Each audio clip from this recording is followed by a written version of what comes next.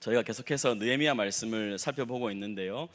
느헤미야 말씀 속에서 특별히 우리가 8장을 볼 때 8장을 통해서 그 백성들이 초막절에 하나님 말씀을 듣고 그 말씀 앞에서 이렇게 심령이 깨어지는 그런 경험, 말씀의 대부흥이 일어나는 장면을 목격했습니다.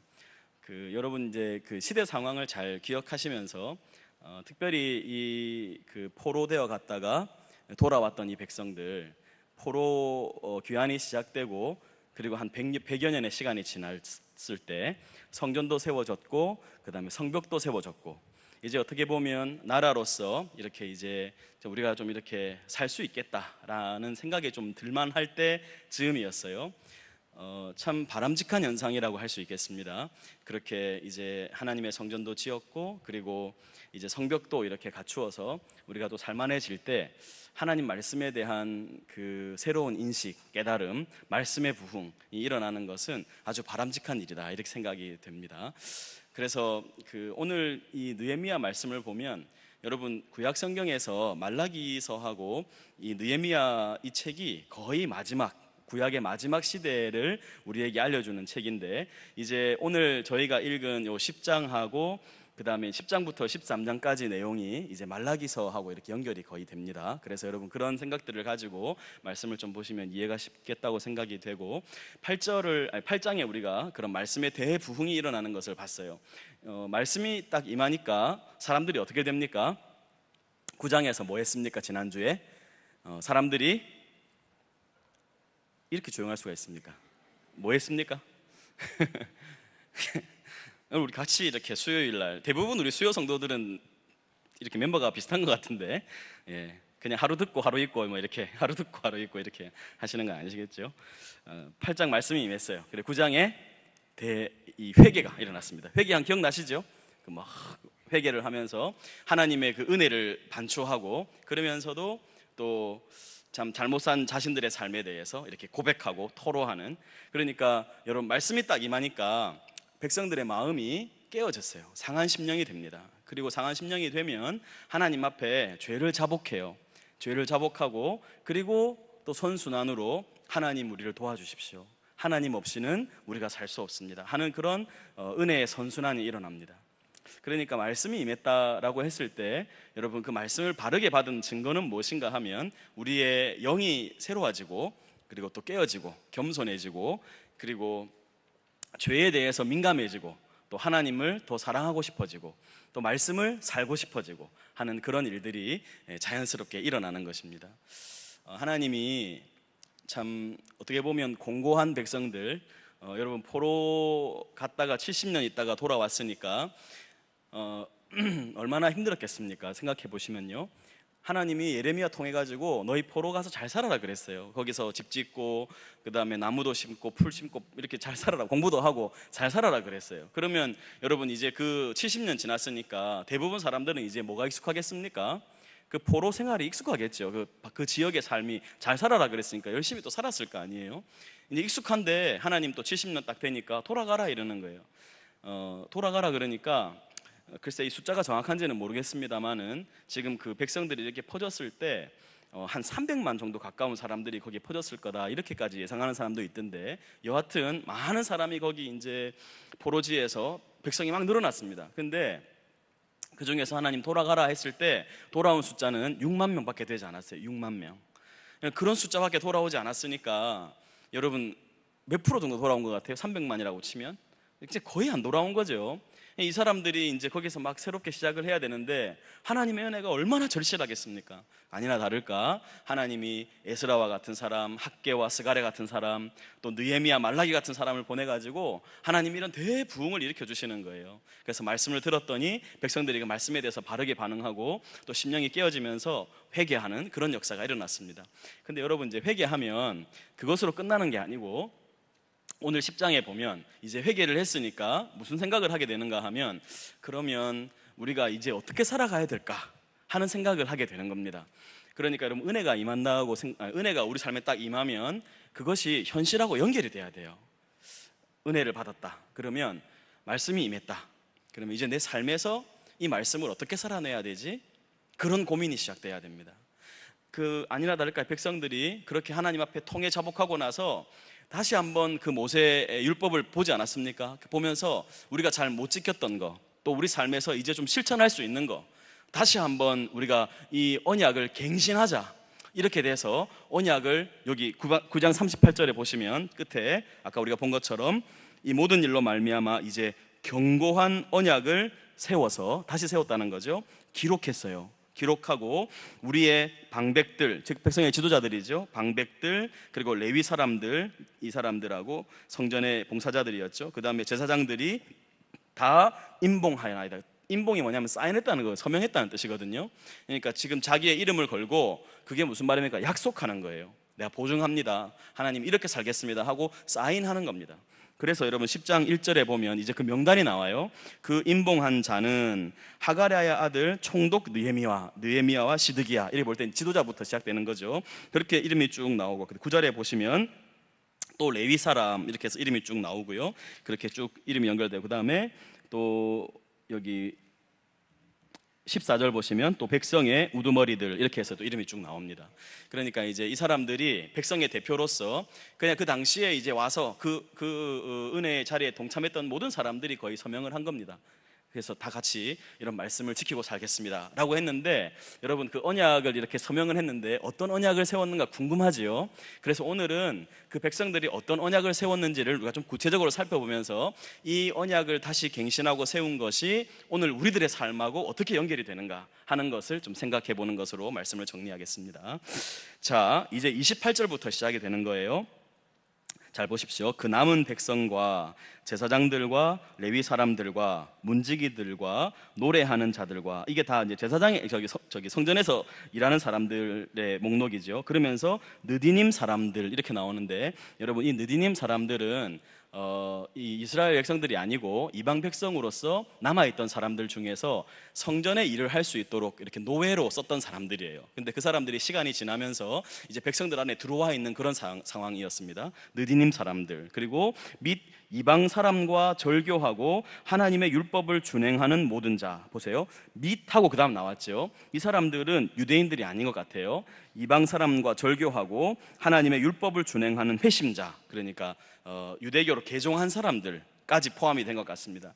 여러분 이런 말씀을 보면 하나님이 유대인들만의 하나님이 아니다 하는 것을 여러분 이때부터 계속 하나님이 나타내주고 계시는 겁니다. 자, 그러면서 그들의 아내와 그들의 자녀들, 곧 지식과 총명이 있는, 생각이 있는 자들은 다 그들의 형제 귀족들을 따라서 저주로 맹세하기를, 이렇게 나오죠. 여러분 맹세 중에서 가장 강력한 맹세가 뭐겠습니까? 거기에 저주를 걸고 맹세하는 거예요.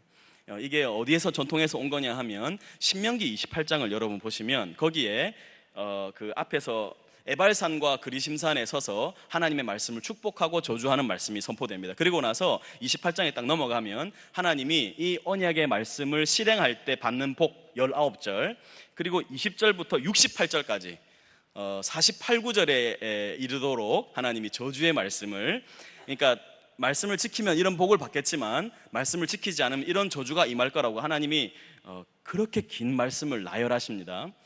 저는 연초가 될 때마다 우리가 그 신명기 28장을 다시 읽으면서 하나님 말씀을 어떻게 대하고 살아가야 될 것인가를 새롭게 다짐하는 것이 굉장히 좋은 전통이 될 수 있지 않겠는가 하는 팁을 여러분에게 드립니다. 들을 게 있는 자는 들을 것이죠. 예, 신명기 28장 가족과 함께 둘러앉아서, 사실 그렇게 읽기가 편한 말씀은 아닙니다. 1절에서 19절은 얼마나 좋아요. 들어와도 복 받고 나가도 복 받고 떡반죽 그릇 복 받고 뭐 이런 거 있잖아요. 그렇게 쭉 하다가 똑같이 더 확장해서 2배 반 정도 하나님이 저주의 말씀, 율법을 지키지 않으면 전염병이 임하고 뭐 나가도 저주받고 들어와도 저주받고 이렇게 나옵니다. 그래서 진짜 우리가 하나님 말씀에 붙들려 살아야 한다, 이런 것들을 다시 한번 다짐하는 그런 기회를 삼으면 어떨까, 이런 생각을 해봤어요. 그래서 이 사람들이 저주하며 맹세합니다. 만약에 우리가 이 언약을 지키지 않으면 하나님의 저주가 임해도 좋습니다 라고 맹세하는 거예요. 한 가지만 더 여러분에게 말씀드리고 싶은 건, 여러분 이 저주로 맹세하는 건 유대인들의 전통 속에 있는 건데, 그래서 여러분 우리 신약에 보면 누가 저주하면서 맹세하는 사람이 있었어요? 누가 있었어요?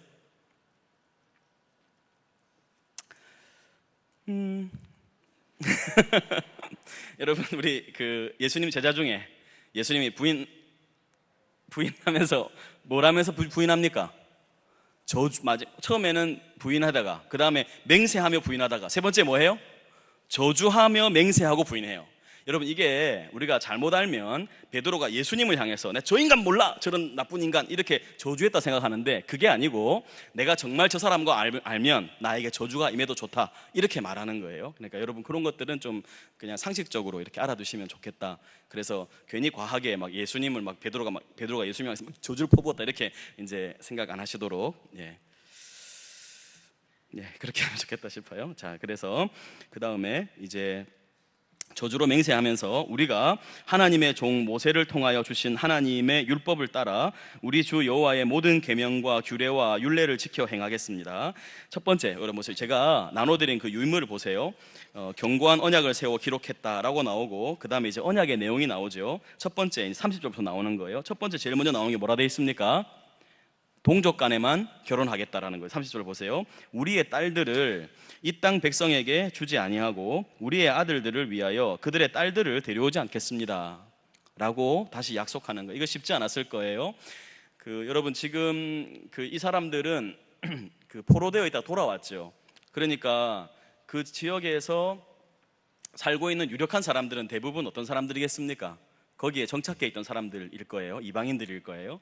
근데 그들과 결혼하지 않겠다라고 하는 건 아주 큰 결단이라고 볼 수 있습니다. 그래서 나중에 뒤에 보면 이것들이 시켜지지 않는 걸 볼 수 있는데, 여러분 30절 일단은 동족 간에 결혼하겠다라고 했어요. 첫 번째 가정에서 동족 간에 결혼하겠다. 그 다음에 31절 보세요. 이제 이게 혹시 이 땅 백성이, 이게 이방인을 말하는 겁니다. 여기 살고 있는 백성들이 안식일에 물품이나 온갖 곡물을 가져다가 팔려고 할지라도 우리가 안식일이나 성일에는 그들에게서 사지 않겠고, 여기까지입니다. 안식일에는 물건 사지 않겠습니다 하는 거예요. 원래 여러분, 유대인들이 자기들 율법으로 우리가 안식일에 뭘 팔지 않고 상거래하지 않는 건 괜찮은데 사는 거는 좀 용인했다, 이런 기록들이 있더라고요. 그런데 여기서는 좀 철저하게 이제 아예 그 안식일에는 물건을 사지 않겠다라고 이제 결단하는 그런 장면입니다. 그 다음 7째 해마다 땅을 쉬게 하고 모든 빛을 탕감하리라. 이건 뭘 말하는 거예요? 안식년이죠. 안식년, 우리가 아는 것처럼 안식년 탕감하겠습니다. 자, 그래서 보면 시간에 있어서 안식일을 준수하고 그 다음에 안식년을 준수하겠습니다, 이렇게 이제 고백하는 겁니다. 자, 그 다음에 세 번째 보시면 이제 재정과 관련된 건데, 첫 번째 32절을 보시면 우리가 또 스스로 규례를 정했다, 이런 말들이 좀 중요한 것 같은데요. 이 사람들이 이제 원래는 여러분 보세요. 스스로 규례를 정하기를 해마다 각기 세겔의 3분의 1을 수납하여 하나님의 전을 위하여 쓰겠다. 이게 성전세를 내겠다는 건데 3분의 1을 내겠다는 거거든요. 원래 출애굽기에 보면 이렇게 되어 있습니다. 너희의 생명을 계속하기 위하여 여호와께 드릴 때에 부자라고 반 세겔에서 더 내지 말고 가난한 자라고 덜 내지 말아라 라고 하시면서 성전세는 반 세겔이라고 정해져 있었습니다. 근데 지금 스스로 다시 이 그 규례를 정하면서 얼만큼 낸다고요? 3분의 1로 줄였습니다. 원래 50%였던 거를 3분의 1로 이렇게 줄인 거예요. 이렇게 하면서 그 당시 사람들이 어려웠으니까 우리가 할 수 있는 만큼 해보자라고 해서 이렇게 좀 줄였지 않았나라고 생각할 수 있습니다. 성전세를 내겠다고 이렇게 얘기를 합니다. 그 다음에 33절 곧 진설병과 항상 드리는 소제와 항상 드리는 번제와 안식일과 초하루와 정한 절기에 쓸 것과 성물과 이스라엘을 위하는 속죄제와 우리 하나님의 전의 모든 일을 위하여 쓰겠다. 이게 성전세를 이렇게 사용하겠다는 거고요. 그 다음에 34절 보십시오. 여기는 장작을 바치겠다는 말이 나와요. 또 우리 제사장들과 레위 사람들과 백성들이 제비 뽑아 각기 종족대로 해마다 정한 시기에 뭘 한답니까? 뭐를요? 나무 쓸 일이 많잖아요. 그래서 나무를 우리 하나님의 전에 바쳐서 율법에 기록한 대로 우리 하나님 여호와의 제단에 사르게 하겠습니다. 이 제사를 드려야 되니까 나무가 많이 필요하잖아요. 그래서 여기 보시면 제비 뽑는 대상이 제사장들, 레위 사람들, 백성들 다 같이 제비를 뽑아서 우리가 나무를 계속 바치겠다, 이렇게 표현합니다. 그 다음에 35절 보세요. 이제 여기 나오는데 해마다 우리 토지 소산의 만물, 그 다음에 각종 과목의 무엇을요?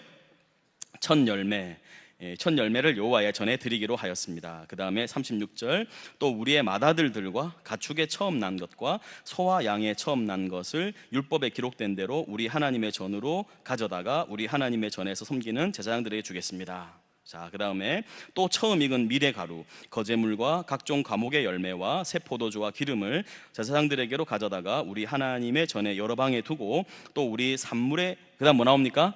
11조 나오는 거예요. 11조를 레위 사람들에게 주리라 하였나니, 이 레위 사람들은 우리의 모든 성읍에서 산물의 11조를 받는 자들이고, 레위 사람들이 11조를 받을 때에는 아론의 자손 제사장 한 사람이 함께 있을 것이고, 레위 사람들은 이제 11조 받은 레위 사람들은요, 그 11조의 또 10분의 1을 가져다가 우리 하나님의 전 곳간의 여러 방에 두어서 곧 이스라엘 자손과 레위 자손이 거제로 드린 곡식 새 포도주와 기름을 가져다가 성소의 그릇들을 두는 골방, 곧 섬기는 제사장들과 문지기들과 노래하는 자들이 있는 골방에 두어서 우리가 우리 하나님의 전을 버려두지 않겠습니다.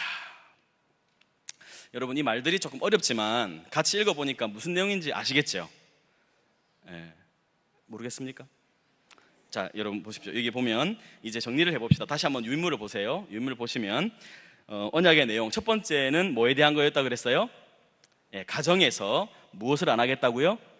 이방 결혼하지 않겠다. 동족 간에만 결혼하겠다. 첫 번째. 그 다음에 두 번째, 시간에 있어서 무엇과 무엇을 준수하겠다고요? 안식일과 안식년을 준수하겠습니다. 이런 결단을 했어요. 그 다음에 재정에 있어서 첫 번째는 뭘 냅니까? 성전세 얼마라 그랬죠? 3분의 1 세겔 내겠다. 그 다음에 뭘 바치죠? 장작, 나무를 바치겠다. 그 다음에 세 번째, 첫 열매를 드리겠다. 네 번째는 처음 난 것을 드리겠다. 그 다음 다섯 번째, 11조를 드리겠다. 그래서 우리 하나님의 전을 버려두지 않겠습니다. 이렇게 했어요. 자, 여러분, 이게 오늘 전체의 말씀입니다. 이제 우리가 말씀을 볼 때 중요한 게 그런 거죠. 그러면 이렇게 언약 임봉을 했는데 이 말씀이 오늘 우리하고 그러면 어떤 연관이 있는가 하는 것을 살피는 것이 중요할 겁니다. 지금 백성들이 이제 하나님 앞에 얼마나 철저하게 회개하고 또 삶을 하나님께 이렇게 다시 한번 정돈하는지가 느껴지시지요. 자, 이렇게 하면서 이제 하나씩을 좀 더 이제 현실과 좀 연결시키면서 생각을 해보도록 하겠습니다. 첫 번째는 동족끼리만 결혼을 시키겠다. 이방 결혼 시키지 않겠다. 우리 딸들을 이방에 주지 않고 또 우리 아들들을 위해서 이방에서 딸들을 데려오지 않겠다. 이런 말을 했습니다. 여러분, 이건 구약 성경 속에서 계속 반복되고 있는 거 여러분 알고 계시죠? 그렇게 하나님이 이방 결혼하지 않도록 계속 말씀하셨습니다. 근데 지금 아까 말씀드렸던 것처럼 이 일이 그 당시 백성들에게 결코 쉬운 일이 아니었습니다. 그래서 이 에스라, 느헤미야 그리고 말라기 이런 성경을 읽어보면 이런 일들이 얼마나 어려웠는지, 백성의 지도자 그룹들은 대부분 이방 결혼을 해가지고 나중에 여러분 저 느헤미야 13장에 가면 아이들이 태어났는데 히브리 말을 못해요. 히브리 말을 못하고 이방 말을 막 하는 겁니다. 이 느헤미야가 보고 얼마나 기가 차겠습니까? 몇 년 안 지났을 때인데 이렇게 약속을 해놓고도 그렇게 하니까 정말 이게 어려운 일이었단 말이에요, 현실적으로. 근데 지금 이 사람들이 언약을 했죠. 언약에 저주를 걸고 맹세를 서약을 했습니다. 근데 여러분 보십시오, 이게 참 어렵다는 말이죠. 그러면 여러분 오늘 이 말씀은 우리에게 어떻게 적용할 수 있겠습니까? 이거 마찬가지로 여러분, 우리는 신약을 사는 백성들에게 하나님이 특별히 결혼할 때, 가정을 이룰 때 여러분 조건이 뭐죠? 원칙이 결혼할 때 결혼 대상자로 삼아야 되는 사람, 결혼 대상자로 삼으면 안 되는 사람, 기준이 뭡니까? 신약 성경에서 하나밖에 없어요. 믿지 않는 자와 멍에를 매지 마라. 그 하나 외에는 다른 기준이 없습니다. 무슨 일을 하는지, 뭐 어떻게 생겼는지, 나라가 어딘지 이런 거 안 중요합니다. 신약인 우리들에게도 마찬가지로 우리는 믿는 자들과 결혼하라고 그렇게 말씀하시는 거예요. 사실 이런 말씀을 이제 말할 때 조금 조심스러운 거는 우리 성도님들 중에 또 자녀들 중에 믿지 않는 사람하고 결혼한 경우가 많이 있을 거라 생각돼요. 그래서 제가 여러분에게 이런 것을 통해서 불편을 드리려고 하는 말씀이 아니고 이런 원칙들을 우리가 잘 가지고 있어야 된다. 그래서 우리가 이런 마음들을 좀 잘 지켜서 혹시나 이제 이미 이제 그 일이 지나갔다면 이제 우리가 맡겨진 그 삶을 살아야죠. 그 어쩌면 믿지 않는 남편, 믿지 않는 며느리, 뭐 사위, 그들이 어떻게든 좀 주님께로 돌아올 수 있도록 우리가 최선을 다해야 될 것입니다. 언제 어쩔 수가 없으니까요. 그러나 아직까지 혹시 자녀들 중에 혹시 또 자신이 미혼이시라면 결혼할 때 원칙은 하나밖에 없습니다. 믿는 자와 결혼해야 되는 거예요. 왜 웃으시죠? 믿는 자와 결혼할 겁니다.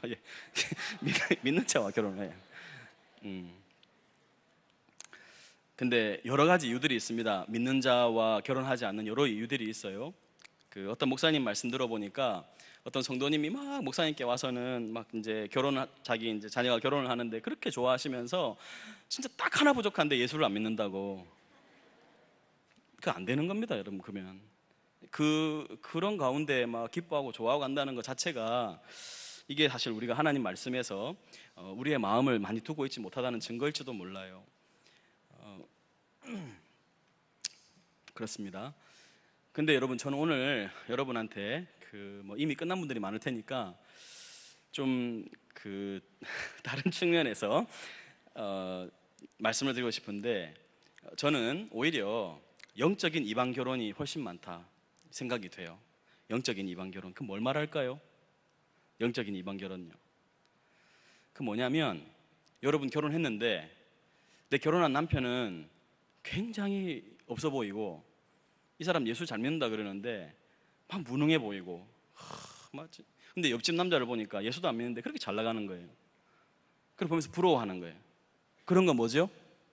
영적인 그 이방 결혼이에요. 마음이 이렇게 돌아서는 거예요. 그리고 우리가 사람들을 보면서 여러분 자신이 이렇게 제가 질문해 보겠습니다. 여러분이 사람을 보면서 부러워하는 게 뭡니까? 여러분 뭐가 부러우세요? 혹시 우리 중에 나는 왜 이렇게 신앙이 없을까? 나는 왜 이렇게 하나님을 사랑하는 마음이 부족할까? 이런 데 대한 불만족이 있으시다면 그건 그리스도인으로서 아주 좋은 상태입니다. 그렇지만 나는 왜 이렇게 돈이 없을까? 왜 나는 이렇게 좋은 집에 살지 못할까? 나는 왜 좀 더 좋은 옷을 입지 못할까? 이런 것으로 여러분이 계속 고민하고 불만족을 느끼신다면 여러분은 매우 위험한 상태에 있다는 것을 꼭 기억하셔야 됩니다. 우리 안에 불만족은 예수님을 향한 사랑의 부족, 그거 외에는 없습니다. 여러분 보세요. 하나님이 하나님의 아들을 우리에게 주셨죠. 그 아들이면 우리는 다 만족할 수 있는 사람들이에요. 하나님이 그렇게 우리에게 말씀하셨으니까요. 근데 이제 이렇게 얘기하면 하나님의 아들이 밥 먹여줍니까? 이제 이렇게 그렇게 생각하시는 분은 없으시겠죠. 만약에 여러분이 이런 말씀을 들을 때 별로 이게 설득이 안 되고 하나님의 아들보다는 그냥 좀 현실적으로 내가 좀 직장에서 취직이 잘 이렇게 승진이 잘 되고 좀 더 돈도 막 좀 한몫 확 잡고 집도 그냥 팍팍 이사가고 막 또 초타도 팍팍 늘리고 이렇게 하면 좋겠다, 이런 마음이 든다면 여러분, 우리가 굉장히 잘못 가고 있는 겁니다. 이 세속적 사고방식에 깊이 젖어가지고 이방 결혼하고 있는 상태라고 여러분 꼭 기억하셔야 돼요. 만약에 우리가 거기서 그 하나님의 아들 안에서 만족을 찾지 못하면 여러분 영원히 만족하지 못합니다. 다른 것에서는 결코 만족할 수 없습니다. 여러분의 만족을 거기서 찾는 것이 아니고 하나님의 아들에서 여러분의 만족을 찾기 시작할 때 여러분은 정말 영적인 동족 결혼을 하게 되는 상태가 될 거예요. 그분이 뭐라 그러셨어요? 우리가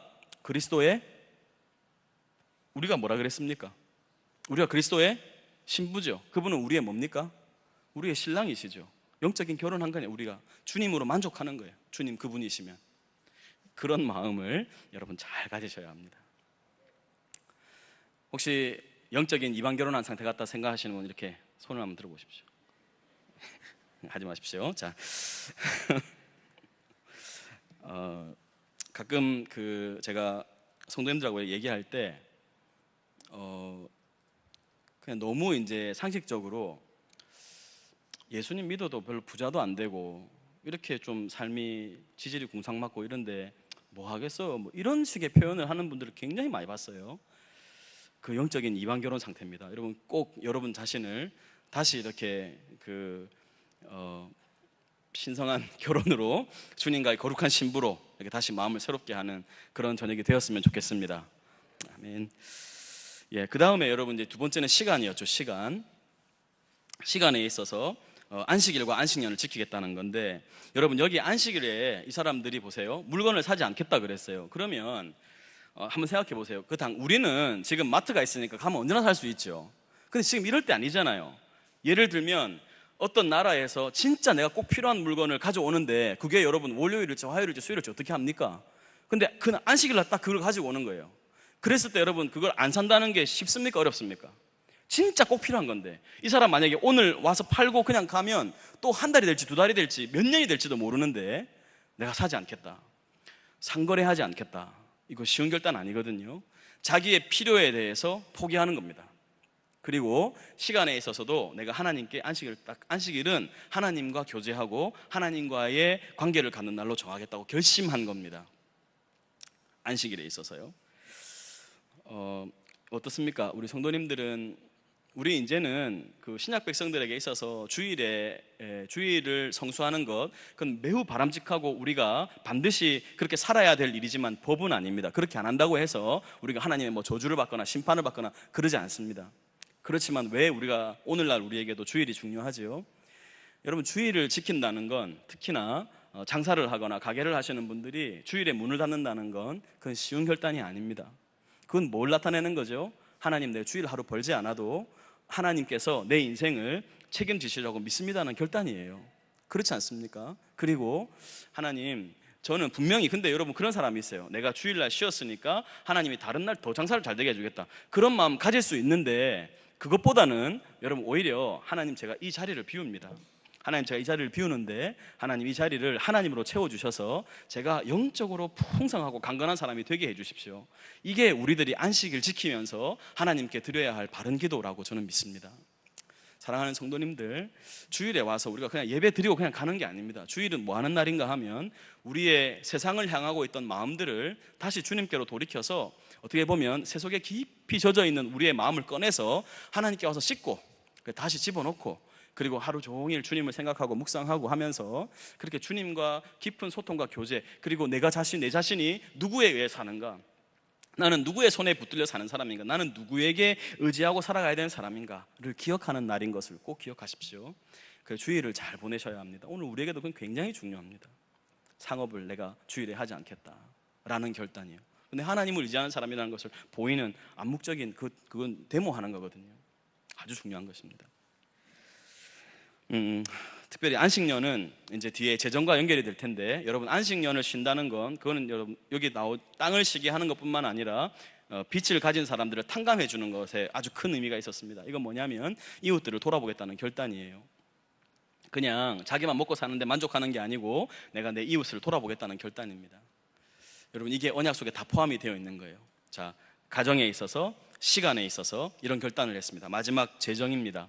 재정에 있어서 여러분 어떻게 말했습니까? 제가 좀 순서를 바꿔서 좀 설명을 드리면, 먼저는 처음의 것들을 하나님께 드리겠다, 그렇게 결단했죠. 처음 난 것, 뭐 처음 또 과실, 또 뭐 이런 것들 다, 뭐 처음 뭐 식물들 이런 거 다 하나님께 처음 난 것들을 드리겠다. 여러분, 사람들에겐 처음이라는 의미는 굉장히 특별하죠. 여튼 뭐 처음이라는 의미는 아주 그 의미가 있습니다. 그랬을 때 하나님이 그 귀한 것을 하나님께 드리는 마음, 그건 뭐겠습니까? 내 인생에서 누가 제일 중요하다는 고백이겠어요? 하나님이 내 인생에 제일 중요하다는 고백을 자기가 그렇게 표현하는 겁니다.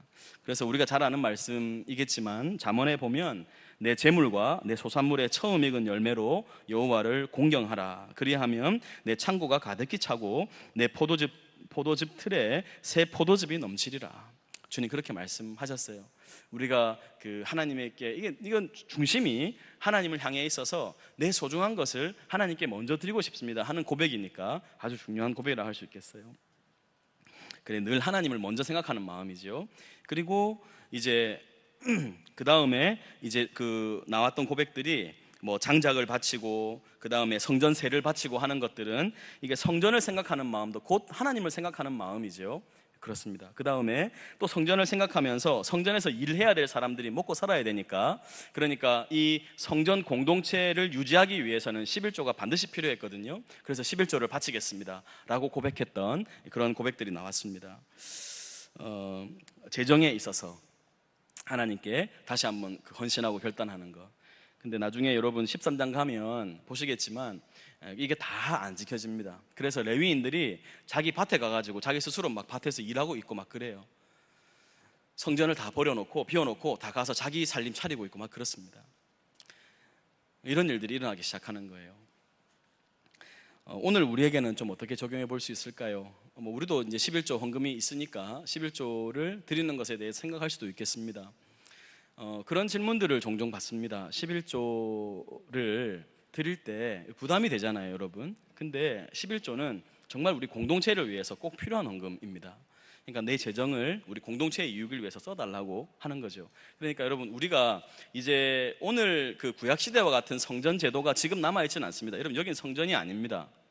그런 오해하시면 안 돼요. 여긴 성전이 아니고 그냥 교회된 우리들이 하나님께 예배하기 위해서 예배할 수 있도록 만들어 놓은 건물이죠. 예배당이라 할 수 있겠습니다. 교회는 우리들이고 성전이라고 그냥 편의상 표현하지만 그건 잘못된 표현, 성경적인 발언이 아닙니다. 성전이 아니에요.